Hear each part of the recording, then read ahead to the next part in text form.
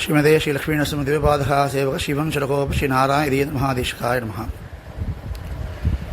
ஆண்டாள் யாரை திருக்கல்யாணம் பண்ணிண்டா? எல்லாரும் சொல்லுவா கிருஷ்ணன் அப்படின்னு.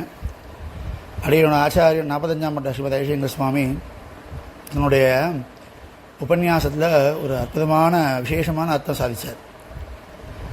நாச்சியார் திருமொழியில் வாரணமாயிரம் எல்லாருக்கும் தெரியும், லோக பிரசித்தி. அது கல்யாணம் ஆகாதவா, குழந்தை இல்லாதவா இந்த பாராயணம் பண்ணால் கல்யாணம் ஆகும், குழந்தை பிறக்கும் அப்படிங்கிறது சத்தியமான உண்மை.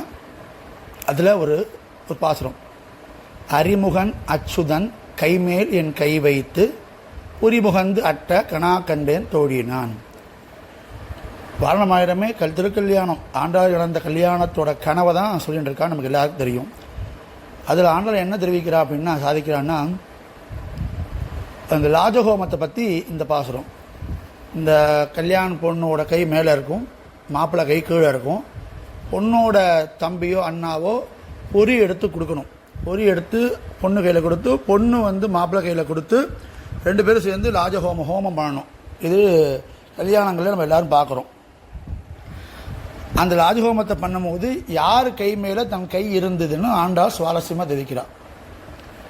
யாருன்னா அரிமுகன் அச்சுதன். தமிழில் அரி அப்படிங்கிற வார்த்தைக்காக என்ன அர்த்தம்னா சிம்மம்னு அர்த்தம். சிங்கத்தை தான் அரின்னு சொல்லுவாள். அரிமுகன்னா சிம்ம முகத்தோடு இருக்கக்கூடியவனாவது யாரு? நரசிம்மன். நரசிம்மனோட கை மேலே என் கையை வச்சுண்டு நானும் அவனும் சேர்ந்து லாஜஹோமம் பண்ணோம் அப்படின்னு நாங்கள் சாதிக்கிறார்.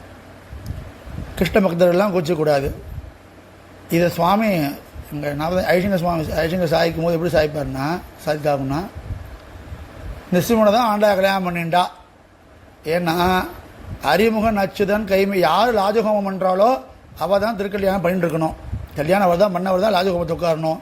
ஸோ லாஜஹோமம் பண்ண நரசிம்மனை தான் ஆண்டா திருக்கல்யாணம் பண்ணிண்டா அப்படின்னு சுவாரஸ்யமாக சாய்ச்சாகும்.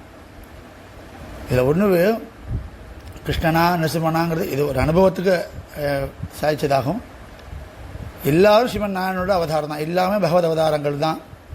சுரூபம் ஒன்று தான், சிவன் நாராயணன் தான் சுரூபம். அவதாரத்தோட நம்ம அனுபவத்துக்கான அனுபவம் தான் இந்த விஷயம் அப்படிங்கிறது இன்னைக்கான அரியனுக்குதோ விண்ணப்பிக்கிறேன். அரியன் ராமானுஜதாசன். ஸ்ரீமதே ராமானுஜாய நமஹ.